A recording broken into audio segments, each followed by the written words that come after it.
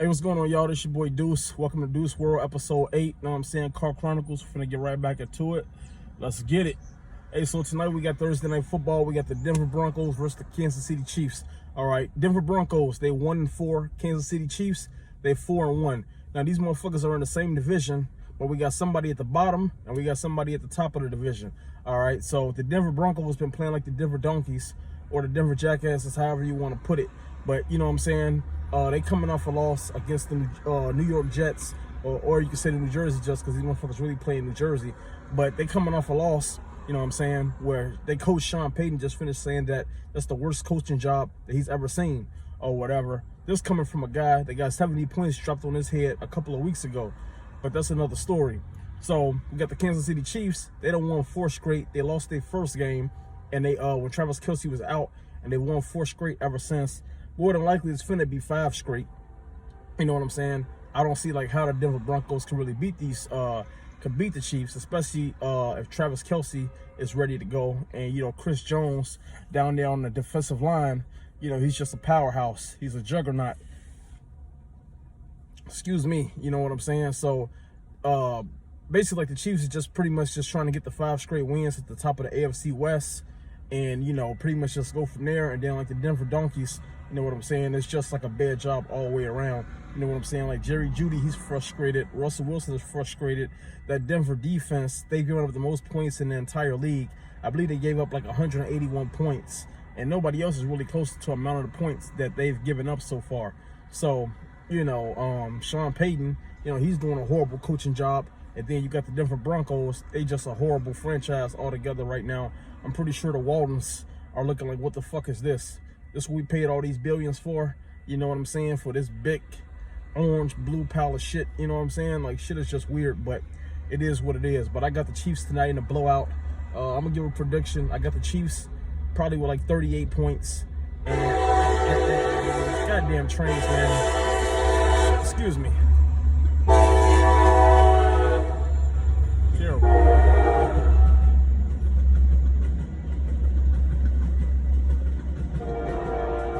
Come on, man. God damn. Jesus Christ. All right, before I was so really interrupted by that big-ass piece of metal going down a piece of track, going down some tracks. So I got the Chiefs for like 38 points, and I got the Denver Broncos with probably about 14 points. You know what I'm saying? I don't see them getting more than 17. Only reason I'm seeing 14 is like they might get 1 touchdown in like garbage time or something like that or whatever. But I mean, like, this is a bad franchise. Russell Wilson is far from what he used to be. Maybe it was Pete Carroll and that, you know, Seattle defense that was really anchoring him up there when he was with the Seahawks. I don't know, but you know, this guy is definitely you know, they used to say let Russ cook, and Russ done burnt up the kitchen. You know what I'm saying? He done fucked up the stove. There's burn marks all over the wall. He done fucked up all the pans. That stove has been set ablaze. He done, you know, he done burnt up the refrigerator. You know what I'm saying? The microwave is out of commission.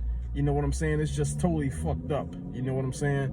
So, you know, it used to look like a 4-star kitchen, and now that look like Hell's Kitchen. Literally Hell's Kitchen. You know what I'm saying? So that's what's going on with that. But yeah, I got the Chiefs tonight, blowing the Broncos out. That should be easy work. All right. Also, Bill Belichick. He's been a coach of the New England Patriots for a little bit over 2 decades, you know what I'm saying? And it's looking like it's about to come to an end. Me personally, if I was Bob Kraft, I wouldn't fire Coach Belichick. I would give him like 2 more games, see if he, you know, wins these next 2 games, or see how competitive he is in these next 2 games, and I would go from there.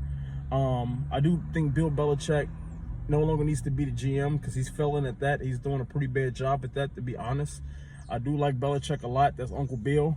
But at this point, Uncle Bill, like you're kind of fucking up the recipe. You know what I'm saying? Like those immaculate dishes you used to bring out the back of the kitchen, it ain't looking the same no more, Bill. It's just not. So, you know, the Patriots are also 1-4. They're in the same predicament as the Denver Donkeys.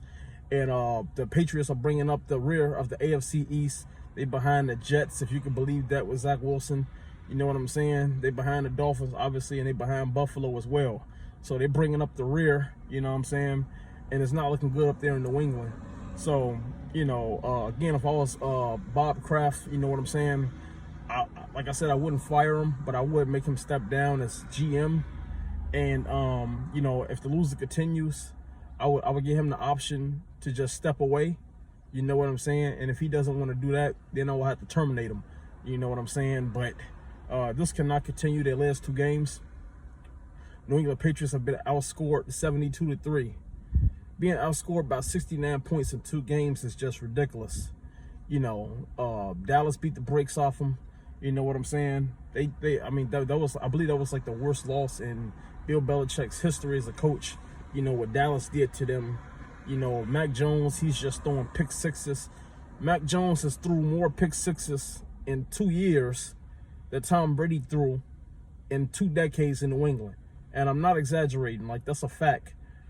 Tom Brady threw 4 pick sixes as a Patriots in his career, with the Patriots in his career, and Mac Jones has threw 6 in his career. And his career is nowhere near as long as Tom Brady's is. And the way it's going, his career in the NFL going to be pretty short too, unless he just becomes a career backup, because he's looking, terrible, awful decision making. His confidence is gone. Put up 3 points in the last 2 games, while the other teams have put up 72 points. It's just terrible. Some of that's Belichick's fault as well, making a fucking defensive coordinator your offensive coordinator. That's literally backwards. But I mean, that goes back to Belichick being on his power trip, being a genius and all of that shit. So, you could get away with that when Tom Brady was there, but Tom Brady ain't there anymore. So all of a sudden now, you know what I'm saying, you gotta those genius moves, they can't get covered up by Tom Brady, and they can't get covered up by Richard Seymour and Vince Wilfork and Ty Law and Teddy Bruschi and all these guys. You know what I'm saying? Mike Vrabel, Deion Branch, and the line and the list just goes on and on and on. The Patriots greats. So, Belichick, he's had a great run, but, I'm afraid that it might be coming to the end. And again, I like Coach Belichick, but at the same time or whatever, it's one of those things where it's like, hey, you push Tom Brady out the door. He got 1 more ring after he left New England. You've only made the playoffs 1 time since he left, and you got the brakes beat off you by Buffalo in that playoff game. So, it's not looking good for Coach Belichick. It's not looking good for New England. Bob Kraft is used to making the playoffs. They haven't made the playoffs since 2018, and they damn sure not finna make it this year. So this might be the end for Coach Bill, and I'm pretty sure Bill is probably not going to go anywhere else if he does leave New England. So, we'll see how that turns out. All right, up next, did Tupac really get shot because of Diddy? Now, I got my own theory. I believe, to be honest with you, I believe everybody has their own theory or whatever. I do think that, P Diddy did want to get Tupac killed, but I don't think that he necessarily had anything to do with it. As you all know, Tupac was at the Mike Tyson fight that night, and after the fight, they saw Orlando, the guy that allegedly, I guess, took somebody's chain with Death Row Records. So they went over there and they jumped him. They stumped him out, put the boots to him, all that.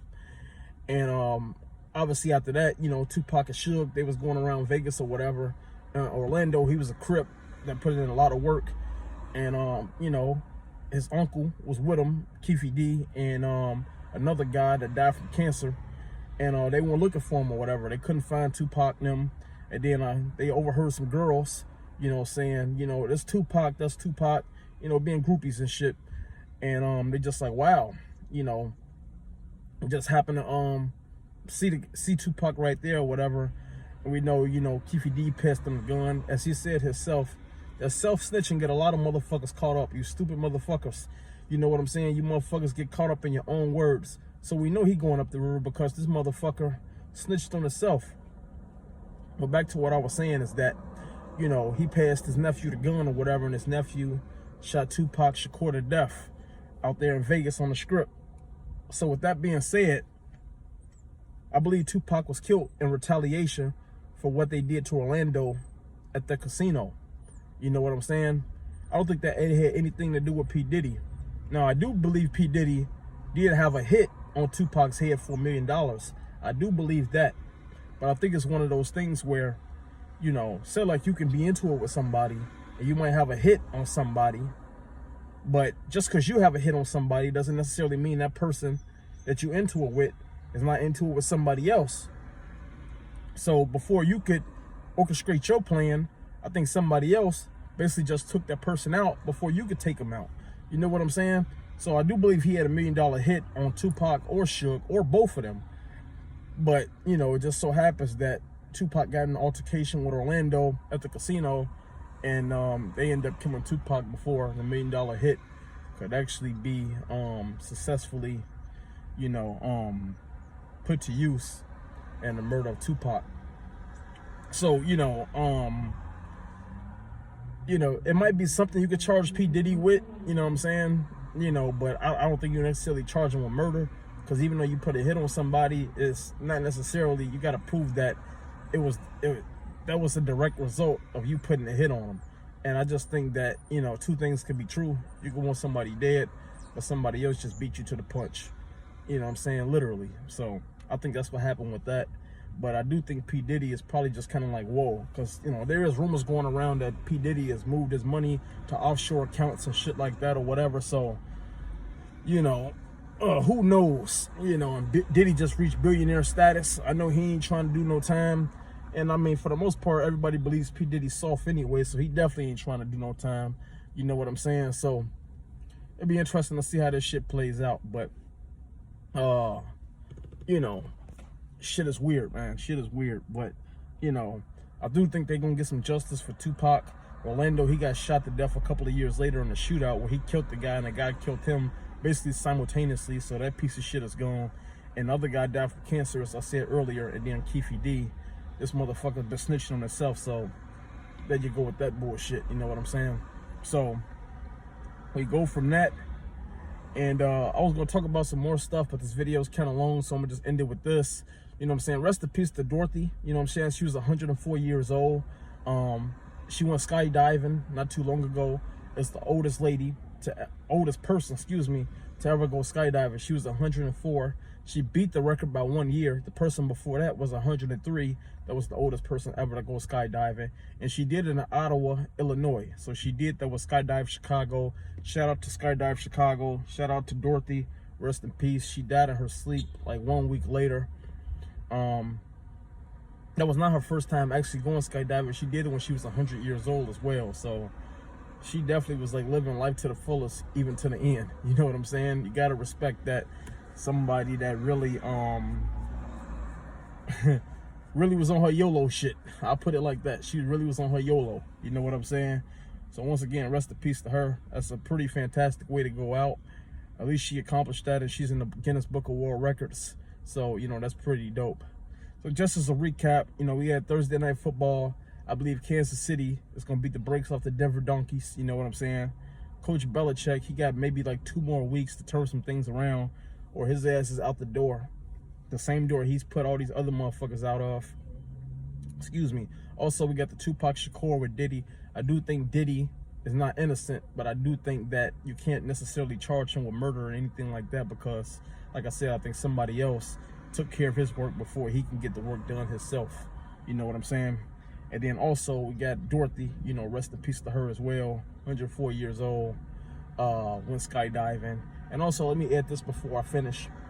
You know, a big fuck you to Mayor Brandon Johnson. You know what I'm saying? Them people had to literally put a fucking restraining order on Amundsen Park temporarily, just so these motherfuckers would not take over Amundsen Park.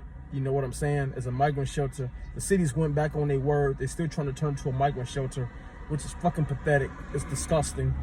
Leave the motherfuckers in Texas if you ain't got no fucking space for these people. It's just fucking ridiculous. I don't understand like his angle or anything like that or whatever. You know what I'm saying? Shame on you motherfuckers that voted for him. I knew that guy was full of shit from the beginning. I actually voted for Paul Vallis. I don't know what the fuck happened where Paul was winning, then all of a sudden this jackass that's in office now just won. But as you can see, like most politicians, he's unethical, ignorant. He doesn't have a solution for anything, and he's a disgrace to the city of Chicago. You know what I'm saying? There's nothing I wouldn't tell this guy if I had a microphone in front of me and he was in front of me. The guy's a piece of shit as far as I see. You know what I'm saying? So we're going to keep fighting in the community, in the Gilwood community, for Amundsen Park, to keep that from being a migrant shelter. to keep these kids playing football for the Windy City Dolphins. I used to go there when I was 7 years old. The fuck? I used to go there when I was 8 years old. I used to run track there. I used to go there for summer camp. We used to go from Amundsen Park to Reese Park and go swimming up there. You know what I'm saying? There's a lot of history there. There's a lot of pedigree for myself and all these other kids that used to go to Amundsen Park, and people that still fuck with Amundsen Park to this day. You know, I don't know if she's still there anymore, but you know, some of the people that was there, like Miss Joanne, he had a great gym teacher, and John, they used to call him Black Man. You know what I'm saying? A lot of other people. Another great guy there, his name was Mike. He took over after John left. So, you know, there's a lot that goes into Amundsen Park. You know, my eyes is pretty much like a landmark, and it should be treated as such. You know, the city is up. Fuck that train. The city is always talking about what they trying to do for the kids and different things like that in the community. And these are our tax dollars that's going forth with this program of the Chicago Park District. But by the same token, when some migrants that's not even citizens of the country or of the city, because of a sanctuary city clause bullshit that they got taking place or whatever, all of a sudden now it's fuck the kids, now it's fuck the community, when it's pretty much always been fuck the kids and fuck the community. It's only beneficial for the kids when these motherfuckers can make revenue off of them. You know what I'm saying? If you go speeding down the street in a fucking park district or a school district where it's kids at on a school day, then it's, you know, it's kids here, because they gonna, you know, hit you with a $50 ticket, $100 ticket, something like that or whatever. So, you know, it just shows how two-faced the city is, at least the mayor. Man, fuck that, the city too. Everybody know Cook County is Crook County. I love the city of Chicago, but I hate some of the motherfuckers that manage it. That's all the fuck I gotta say. Deuce World, episode 8, Car Chronicles. I'm out this bitch.